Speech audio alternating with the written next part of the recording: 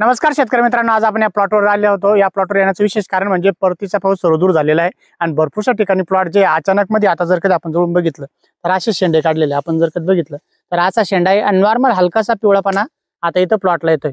भरपूरशा ठिकाणी अशा पिवळापणा येणार आहे कारण की पितृपक्ष चालू होता आणि शेतकऱ्यांनी खाली येऊन फर्टिलायझर दिलं नाही। भरपूर शेतकऱ्यांनी कॉम्प्लेक्स फर्टिलायझर टाकून 15-20 किंवा 1 महिना झाला होता। अशा शेतकऱ्यांना आपल्याला सांगायचं आहे की तुम्ही जर कधी ड्रिप मध्ये नसाल द्याल तर तुम्ही आता जर फवारणीतून जर कधी घेतलं तर तुम्ही आपण काल सांगितलं होतं की फॉलियर स्प्रेचे ग्रेड घेऊ शकता। ICL चे पण फॉलियर स्प्रेचे ग्रेड येतात, वॅलॅग्रोचे फॉलियर स्प्रेचे ग्रेड येतात, ॲग्रीसर्चचे सस्पेन्शन ग्रेड येतात। सस्पेन्शन भेटलं तर बेस्ट आहे। सस्पेन्शन ग्रेड म्हणजे 1 लिटर मध्ये तुम्हाला 1600-1700 ग्रॅम भेटतं। आपण बायो 20चाही व्हिडिओ बनवला होता। असे जे न्यूट्रिशन आहे ते वरून फवारणीतून घेऊ शकता, फॉलियर स्प्रेचे ग्रेड घेऊ शकता आणि जास्तीचाच पिवळापणा जर कधी तुमच्या प्लॉटला येत असेल तर तुम्ही फेरस देऊ शकता। फेरस 6% कुठल्याही चांगल्या कंपनीचं तुम्ही एकरी 1 किलो द्या।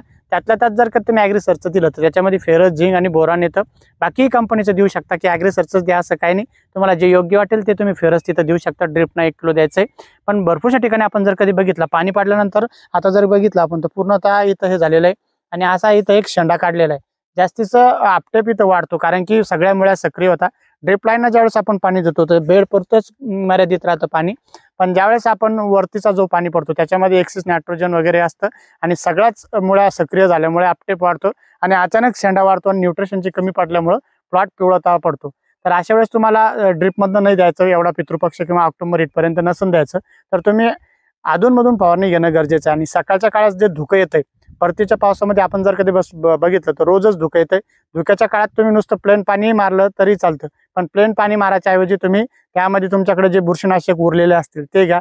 कपाशीवरती काही बुरशीनाशक उरलेले असतील ते स्प्रेमध्ये घ्या। एक बुरशीनाशक जरी घेतलं तुम्ही तरी चालतं, त्याच्यासोबत मिक्स मॅक्रोन्यूटन वगैरे घेतलं तर चांगलं आहे। पण जर कधी तुम्हाला तसं नसेल तुमच्याकडे उरलेलं तर तुम्ही M45 असेल, रोको असेल किंवा अँट्रोकॉल असेल, एकदम कमी पैशामध्ये जे बुरशीनाशक येतात त्याचाही स्प्रे इथं घेतला तरी तुम्हाला रिझल्ट अतिशय सुंदर येतात। शेतकरी मित्रांनो, जर कधी आमचा व्हिडिओ आवडला असेल तर व्हिडिओला शेअर आणि आम्हाला फॉलो करायला विसरू नका। धन्यवाद।